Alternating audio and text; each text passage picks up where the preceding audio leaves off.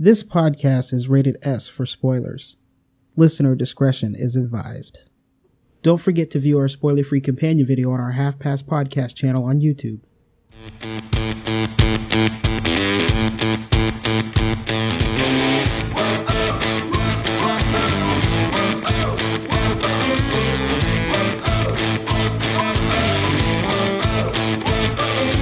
Welcome to the Half Past Podcast. This is episode 30, the movie review of Deadpool. The trailer for this week is Batman vs. Superman, Dawn of Justice. I'm Graham Ricks, and here with me is my friend and Marvel Comics lover, Ian Jones. That's right. Marvel all the way. Before we talk about a DC movie. Yep, right before we talk about a DC movie. So we already know kind of where that's going. You know, there's a little less so with DC between us. We're both Marvel guys, so. Yeah. Since we're talking about Deadpool and we're talking about comic books. Yeah. They were airing on Sci-Fi Blade Trinity a lot. Oh, wow. This past week. Yeah. And, say what you will about that particular movie, because it did effectively end the franchise. Yes, it did. But I will say this. Sci-Fi, for whatever reason, and I know this is an FCC issue, but every time someone drops an F-bomb, in particular Ryan Reynolds, who is the king of dropping F-bombs, by the way. No one says an F-bomb better than Ryan Reynolds. They just completely cut the audio, and every time he yells it, it is so clear what he's saying, because they're showing him screaming anyway, that I wonder really why they're doing it. Like, it's hurting an already bad movie. Yeah, it is. It's kind of like whenever you're watching like football or something, and you can hear one of the coaches clearly saying, "This is bullshit." And like the camera cuts away. I always enjoy that. I don't know. I just think on that channel, it's already edited for time. Yeah. I think that it's a mistake. If you're watching Sci-Fi, I think you should be able to have the F-bomb and, keep the integrity of the movie. That movie doesn't have much integrity to go around, so I agree. No, it doesn't. And if anything, instead of dropping the audio, you should at least add the bleep. Because the bleep would actually be funnier. Yeah, that might actually improve it. Right. Especially if they just are throwing in random bleeps over stuff that isn't cuss words. So, it just makes it seem like the few words that Blade says in that movie are all cuss words. Yep. And they're like, geez, I didn't realize Blade cussed so much. Nice. But, that was just someone at the network having fun with that movie before it went out. Blade Trinity is, I miss Jessica Biel. When was the last time she was in something? I feel like that movie was probably the last thing I saw her in, which was years ago. I think the last movie I saw her in was The A-Team. Oh, she was in The A-Team, wasn't she? Yeah. And that's one of my, guilty pleasure movies. That movie's awful, but it's awesome. Yeah, I kind of thought it didn't get its due. And I really liked that they had an entire sequence, really the biggest action sequence in the whole movie wasn't in the trailers at all. It wasn't. It was a complete surprise. Yep. Which is awesome for you to say that, because the segue goes right into the problems with Batman versus Superman. Gotcha. You remember the second trailer, not the teaser. Yes. The first official trailer. We talked about this in the other podcast because somebody asked us. It was Neil Brainy Gamer. Remember him? The awesome name. Best name in the business. Yeah. He was like, how do you feel about that? And I'm like, it's extremely frustrating. And the second trailer did the same thing. That's what it did. You see what clearly is Doomsday, and you're just like, what the heck, man? They're showing everything. And that brings us to the new one that just came out like a week ago? Yeah, for Super Bowl.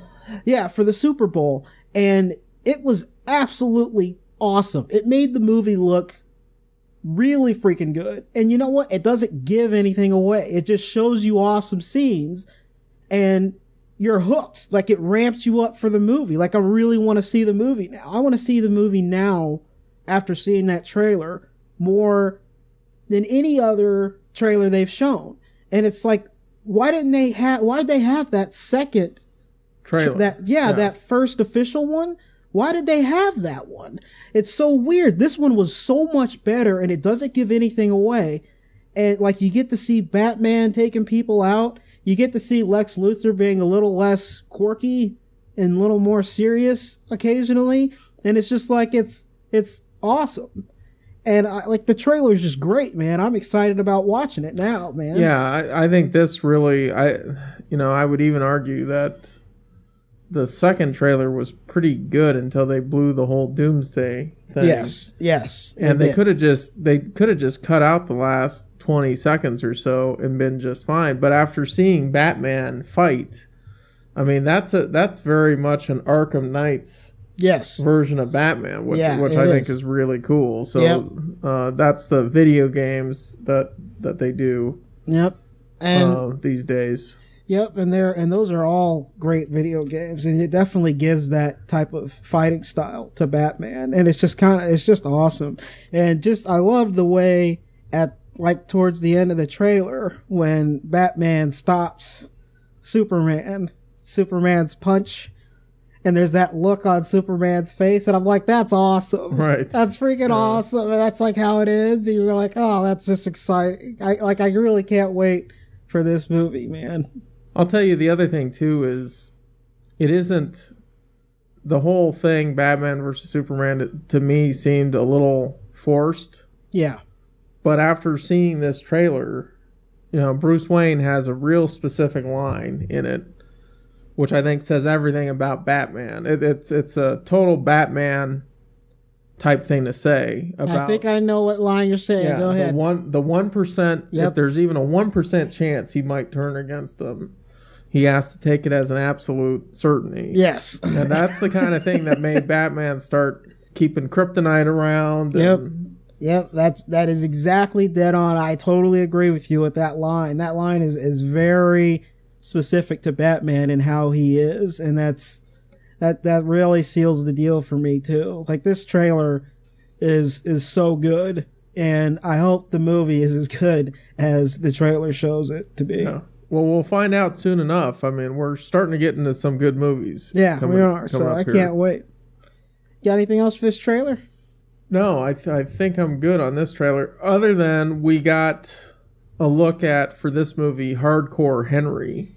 Oh, Hardcore Henry. Which I was going to mention just briefly. If no one got to see the trailer, it is up on YouTube.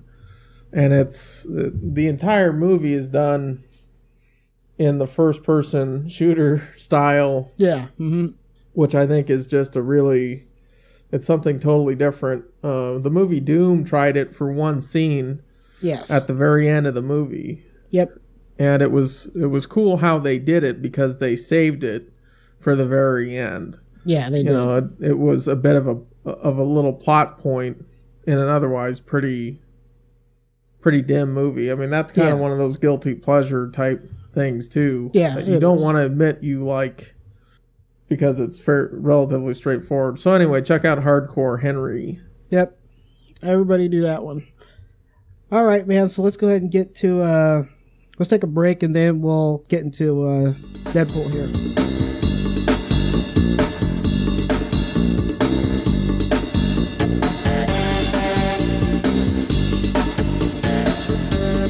Special Forces operative turned mercenary is subjected to a rogue experiment that leaves him with accelerated healing powers, adopting the alter ego Deadpool. This movie is directed by Tim Miller, who is his directorial debut, And he's known for being the creative director for Girl with the Dragon Tattoo and Thor the Dark World, which I still have not seen yet. I really need to watch that movie. Yeah, well, he's an animator. He was nominated for an Academy Award. He's one of the co-founders of Blur Studio. And Yep. Blur Studio, who doesn't, for those of you who aren't familiar with, may have purchased a video game under the illusion that maybe it looked better than it was. And for years and years, Blur Studio has been doing the cinematic trailers for video games, making them look much better than they are. Now they do a lot of visual effects, too, on films. Yeah, Blur Studios is one of the best video game producing trailer guys. I mean, they always look awesome. You know, whenever you think of one that looks really awesome, Blur probably did it. Yeah, and that's usually in the ads or, you know, the commercials you see for a lot of games. Yeah. So he's starring, of course, Ryan Reynolds as Wade/Deadpool. He's from Van Wilder, Blade Trinity, which we talked about earlier. Yeah. And Amityville Horror. Did you ever watch Amityville Horror? No, I didn't. I highly recommend you give it a watch. It's just an okay movie, but it is really weird to see Ryan Reynolds doing a serious role. He's not funny at all in it. Right. I would imagine he's as creepy and serious as a heart attack. Yeah, it's pretty devastating to watch when you see that. I recommend everybody watch Amityville Horror if you want to see Ryan Reynolds do like a more serious role. Like, he's definitely not known for that, but he can do it. It's possible. Marina, I guess, Baccarin as Vanessa Carlyle. She is Serenity Spy in that TV show V. Did you watch V? I didn't. Yeah, nobody did. Okay. Well, which is why it got canceled. But it like, you know, I watched like all of it. I think it only lasted the one season, and she was like the queen of all the aliens that were coming down. And she has always got like, her eyes are always like very prominent on her face. I don't know what it is. It just, her eyes draw you into her. Some of the best eyes in the business, maybe. Yeah. Mm-hmm. You know, so like you mentioned, Firefly and Serenity, probably the thing she's most known for. And the second time she's played a hooker. Yeah. So I guess that's just how it is when it comes with those eyes. I guess they're just like, that's what draws people in. Let's just use her for that. Okay. Ed Screen is Ajax. He is known for Tiger House, The Transporter Refueled, and he's actually a rapper, so that's interesting. Okay, well, I'm curious, can you understand, I haven't heard any of his music, if that's the case. Can you understand a word he says when he raps? I haven't heard any of his music, so how would I know? I don't know, I made a really bad assumption that a black guy would be familiar with the work of a white British rapper. Yeah, why would I have anything knowledge of any of that? Next up is TJ Miller as Weasel. He was in Cloverfield, How to Train Your Dragon, and of course Big Hero 6. Nice. I actually kind of like this guy and everything that I've seen him in. Probably the worst he's been in is probably Cloverfield, but I don't think that's entirely his fault. Was he the comic relief in that too? Yeah, he was the comic relief in that. You know, he was the like surfer dude type guy in Big Hero 6. Yeah. Yeah. Okay. Gina Carano is Angel Dust, who is best known as an MMA fighter, but she's also been in Haywire and Fast and Furious 6. And she looks great in this movie. Yeah. And I think she's actually put on some pounds. And somehow that's somehow that's better for me. I don't know. Nice. Okay. Well, we can analyze that off air. Yeah. But yeah, I mean, she's in, I think, more muscular than we've ever seen her before. I would think so. I would say there's no shot she has, and I don't mean anything negative by this, But because of Gina Carano's impact on MMA and the fact that she really inspired Ronda Rousey and Holly Holm to get in there, I think there's no shot at her coming back. She had such an issue in getting down, making weight, I think because of just her natural physique. That there's no shot that she could ever fight in Ronda's weight class. Yeah, her natural physique is she's just a more muscular woman anyway. Like, she just holds on to weight more. And so, she always fought at like 150, 155 or something like that. Well, she tried fighting, and she even had an issue at 155, I think. Yeah. So she just naturally just tends to hold on to weight. So and when you see her during the weigh-in, she's super fit. Like, it's like she can't, like, what else could she cut? Exactly. Yeah. Without removing a body part. And, right. We're saying this as fight fans. Yeah, and not being fans, objectifying in any way. Yeah. So we're huge fans of Carano. Oh yeah, I've always liked Gina Carano. Brianna Hildebrand as Negasonic Teenage Warhead.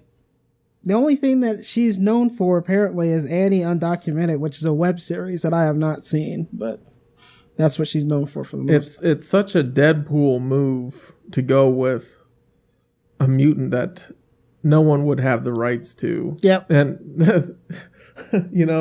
that has been in 2 issues, I think, of X-Men comic books. Yeah. Nobody's familiar with this X-Men, but she is more of an X-Men than a lot of the ones that show up in Last Stand, right? Right? She's more of a mutant. Yes. If you get my drift. Yeah. Well, maybe even more so than any of the movies. And, I definitely take issue with the lack of awesome power. Yeah. They water down these mutants. Yeah, they do. Typically. Stefan, I guess, Kapicic as Peter Rasputin Colossus. He is Serbian, so he's been in a lot of Serbian movies and TV roles such as like Numbers 24 and The Event.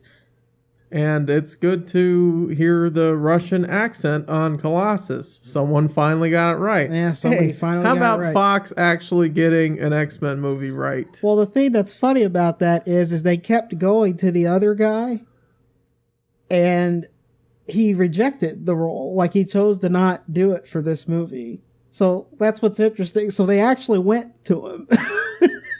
the guy that's played him in all the other ones. Yeah. So we might not have even got that, but good it is call. Nice to see a Russian accent. This was a good call, because that other guy can't act his way out of a bag. Obviously can't do a Russian accent. All right. Because he had 3 chances to get it, and they gave him no lines. They just had him stand there. Leslie Uggams is Blind Eye. She is a stage actor and a singer. And the only other thing that she's been in that I know of is she was in the Roots miniseries back in like the 70s. Okay. Jed Reeves as the recruiter. He has been in a ton of TV stuff. Like, just a ton of like made for TV movies and everything. The thing that I recognize him the most from is Galaxy Quest and The Ringer. Now that we're all done with these characters, Jones, let's go ahead and get into the good part of the podcast. Because I'm sure people skip through these characters sometimes. Let's play some heist music. All right, let's take a break.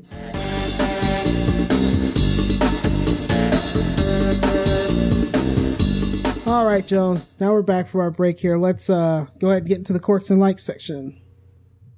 I want to admit right off the bat that I get that this is a problem, but I have never been a huge fan of Deadpool.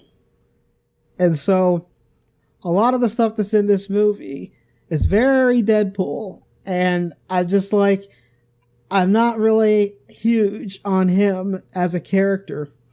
And so Oh man, how have we never talked about this before? All right, go for it. I want to hear this. Here's the thing. I'm unusual anyway, right? I'm not a huge fan of like stand-up comedians. Like I don't watch a lot of that. Okay. And, I don't watch a lot of comedy movies. I'm more of like the action based, and I like dramas occasionally and stuff like that. So like comedies in general is already a problem for me anyway. Cause usually they're over the top and I can't deal with it. And that's kind of what I got in this movie. But the thing about it is that's really my only complaint about this movie, is that I feel like some of it is just over the top and just lost on me. There's so many time periods, because Deadpool as a character is always doing like these little, like he's always talking to himself and talking to the camera, talking to the audience. And some of that stuff is just lost with me. Like, it seems like it should be funny, but I'm just like, that's not funny. But then there's other stuff that's just hilarious. And so that's just kind of how I was through this whole movie. I was like, oh, that's hilarious. And then there's other stuff that's like, well, that joke fell on me. Like, it didn't work. And so that's where I got with this one. And that's actually my only quirk, because I thought the movie was actually pretty good. So... Let's just go ahead and get into what you got to say then. Well, one of the things which I thought was sort of caused by the way that they told the story, which had a lot of flashbacks, and I actually thought was a positive in that they told the origin story in a little bit of a different way. So I'll talk about that later. Mm-hmm. But as a result, most of what happens in the movie that's real time happens in one day. And it happens in this like muted, overcast day, which I think to me felt really canned. Like it seemed like a studio shoot as a result.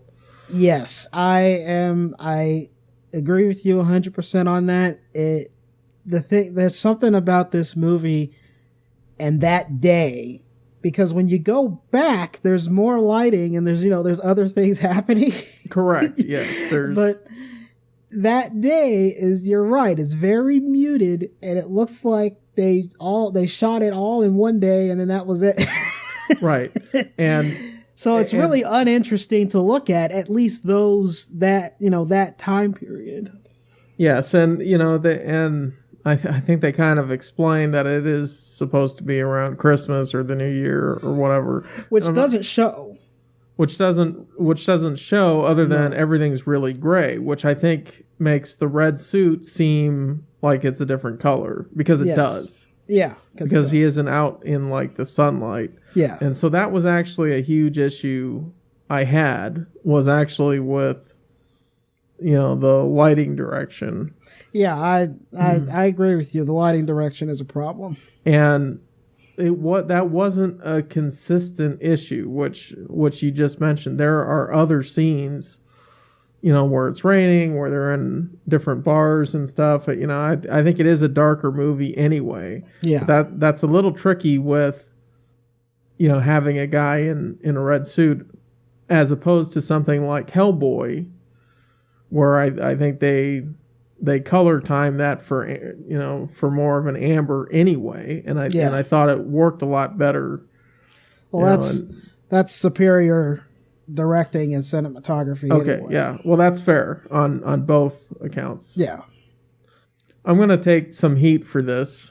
Oh my God. Okay. So all right. So I'll preface it with saying that, and I'll also say this: I get it, but there's a scene in here which is almost like such a PC anti-bullying, anti-creep message in this movie, which is clearly meant for teenage boys, by the way, and young men, where Wade Wilson, who is the merc with the mouth, by the way, does something kind of good, and that's he threatens a teenager who's a high schooler who has a job, and he pulls a gun on him and tells him to stop harassing this girl. Yeah. When they show the girl, this is obviously a girl who has it coming. Oh, wow. And as awful as that sounds, and I get it. Wow. You have to look at where she is when Wade goes and talks to her. She's downtown in Detroit on a school night with a bunch of guys who are much older than she is. I denounce and reject everything that Ian Jones is saying right now. I don't know, man. It's just you got a teenage kid who's having to work a job in high school. And she's out in the middle of the night in downtown Detroit. Okay, all right. That's where I stand with that. Okay, I get. I get that that's going to piss people off, but they should have made a couple of tweaks, because I understand the message. And why is there a politically correct message in the Deadpool movie? Yeah. When they get everything else right about the character, this doesn't make any sense. No, it doesn't make any sense. Because he doesn't need to be redeeming. No. Hollywood thinks heroes need to be redeeming. And he often says that he is not a hero. Yes, he does. Because he isn't. So. All right. So, anyway, the few of you out there who are listening who think I'm terrible for saying that, if you saw the movie, you might agree. All right. With what I'm saying. I'm going to let you go like I always do. I'm just going to let that marinate for everybody. Graham completely, our host, disagrees. Oh, man. The other issue I had, which is, even though this isn't a Marvel Studios movie, and it's a Fox one. Yeah. Which shows there is an ongoing issue in these Marvel movies where they don't handle the villains correctly. Yeah. And the Marvel Studio ones in particular, when you look at Ant-Man, the first Captain America, just about all of them, they simply deal with the villain by killing him. And maybe the worst example we saw from last year was Ant-Man and Fantastic Four, which are two different studios. Yeah. And one of those movies obviously has a lot of issues with it. Yes. But this bad guy, to me, didn't appear to really have a motive other than to make money. Yeah. He was obviously experimenting on himself to the point where he lost any kind of compassion he had. But it was really unclear why he was doing what he was doing other than to make money, which to me is like a stupid reason for a supervillain to do anything. I didn't even take it as something he did lucratively. I took it as something that he just chose to do sadistically. Right. Which is similar to like Joker. Joker doesn't have a motive. He's just nuts. Yeah, it just isn't. It isn't that. It isn't even that appealing, though. No, it's not, and it works better for a character like Joker because he's freaking nuts anyway. Right. But that's what I got from this villain. Like, I didn't even really think that, because I don't even remember him. It's not like there's that ridiculous scene where, as the bad guy's trying to get away, he's stuffing a pouch full of money. Stuffing a bag with like. with stacks of money. You know what I mean? That's fair to say.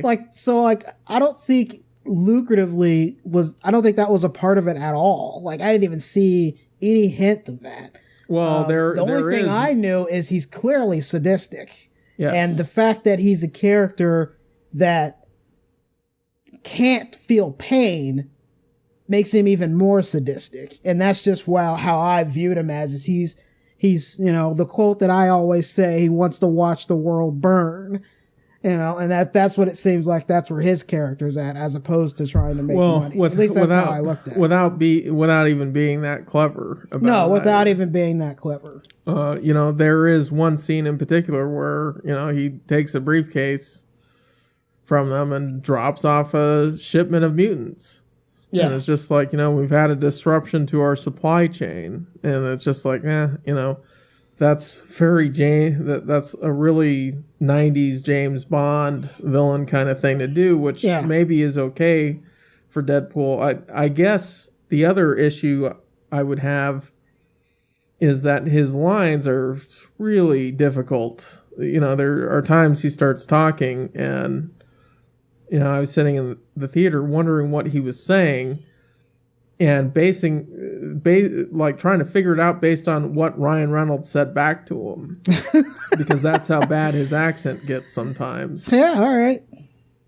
So as far as quirks go, I think that's about it.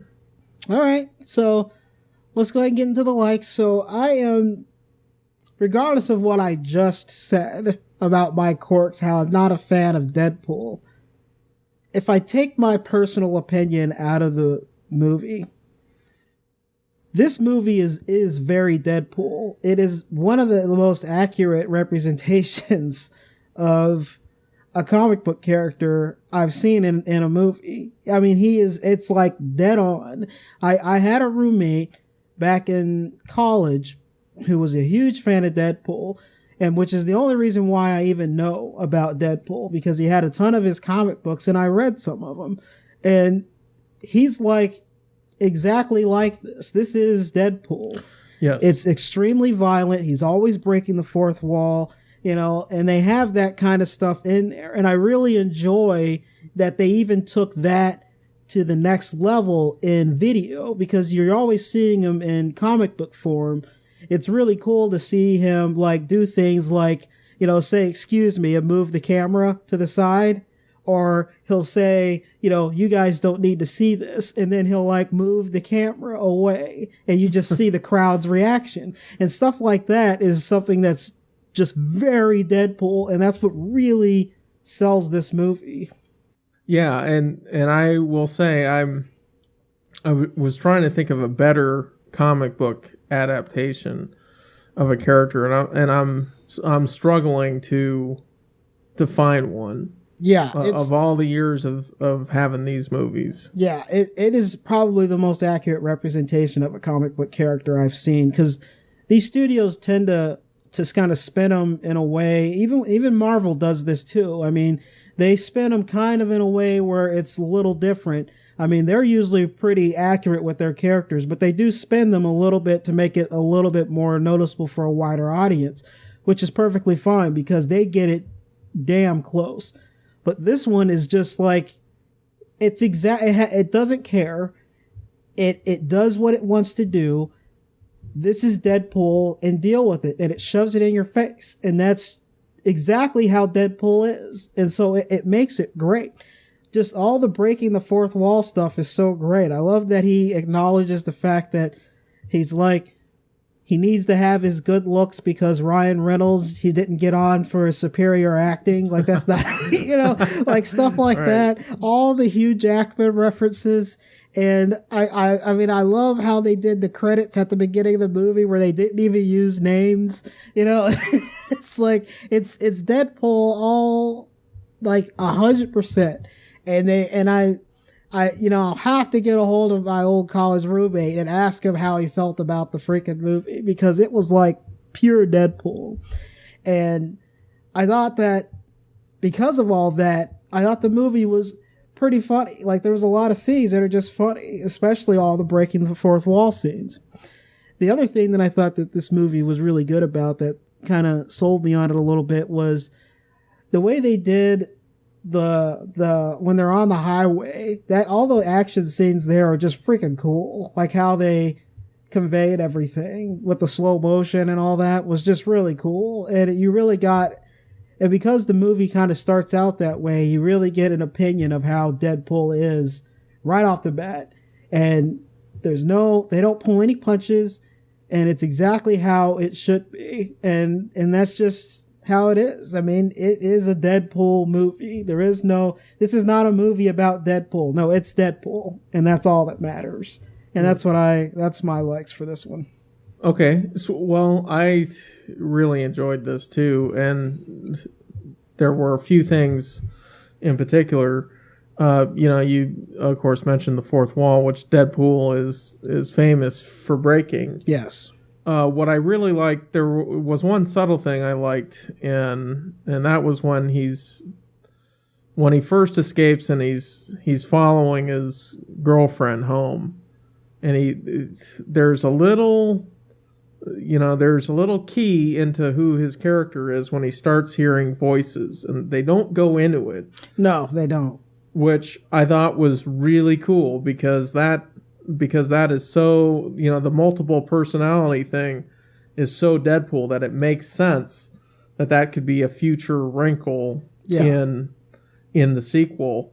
But it also is basically, that's the whole breaking the fourth wall thing that starts happening later on without them actually stopping the movie to explain it. That there's obviously something wrong going on with him mentally. Yeah. He's still really dangerous and everything, but he isn't aware that he has psychological issues. Yeah. As a result of all the experimentation and torture. Yeah. And everything. So I like that there was a little nod to it, but that they saved it. That I really think they're going to save it for the next movie. We've been hearing about a Deadpool movie pretty much since X-Men Wolverines. Fox signed Tim Miller to this thing back in 2011. Yeah. So it's been a long time coming, and it feels like they they hit all the right notes with this to make it, this is, like you were saying, this is Deadpool. This isn't like a watered down adaptation. No, it's not Fox's Deadpool. It's Deadpool. That's is just how the character is. Correct, which is what they screwed up on for X-Men. The origins of Wolverine. They just totally bastardized that character, and I love that they made references to it. They completely distanced themselves from everything that happened there. Yeah, and they even distanced themselves from Green Lantern. Yep. They did. So I really like that, hey, this wasn't the same thing, even though the whole Weapon X thing doesn't come up, and it's it's actually like this other faction, and they aren't operating under any government type thing. It's like totally underground. To me, I like that little change because it got it away from X-Men. Yeah. Even though there are two X-Men in this movie, it made it its own thing that felt separate. Yeah. And the other thing is they let it be an R-rated movie. It's bloody and vulgar throughout. Yeah. But it's refreshing in a way that it isn't. There isn't really a moral to the story. He isn't really a good guy. He's stuck somewhere in the middle. Yeah, and you like to think that all of these things are actually, bad things in a movie, like not learning anything, not having a moral, and the fact that you have this bad guy. But, I mean, these are all pluses for the character because that's simply who he is. And that's what really sets this movie apart from all the others. And I think that has a lot to do with, I think that's why I hear a lot of critics really liking this movie.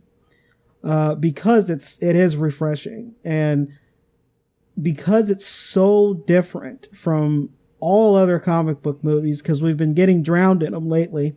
Yeah. And I think that's a huge plus for this movie. So, it's all right. Just real quick, you mentioned the opening sequence, which I think sets the tone. That's a very Tim Miller thing to do. That was kind of what he was doing, was directing really big opening title sequences for movies. Yeah. So it didn't surprise me at all that it had a real blur studio kind of effect. Yes, it did. to how it opened. And then the post-credit scene, which if you're a comic book guy or an X-Men fan, I am happy to hear that we are finally going to get to see Cable in a movie. He is absolutely a huge comic book character in the X-Men universe who has just been missing in action for like 5 or 6 movies now. Yep. And it makes total sense that he would be in a Deadpool movie. Yeah, it does. So just being a comic book geek, that to me is really exciting. Yeah, it's really exciting. I can't wait to see the next one and have Cable in there, because Cable's a really cool character too. So weirdly, I have a like that has nothing to do with the movie at all, but potentially the sequel in a couple of years, and it will be getting a sequel. Yeah, it's gonna happen. It's already made its money back, I believe, so it's gonna get a sequel. All right, that's it for me on likes, buddy. All right, let's go ahead and rate it. I think this movie, it's funny.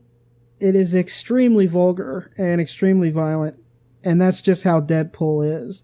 So if you are a fan of Deadpool, I see there's no reason why you should not see this movie. So I say, go ahead and see it. Anybody else, I'm going to just go ahead and say rent it for it. That's where I'm standing on it. All right. Well, I thought this was the best comic book adaptation of all time. I think it's one of the better comic book movies. I think it's maybe top 3 or so. I thought it was that good, and maybe that's a bias for it.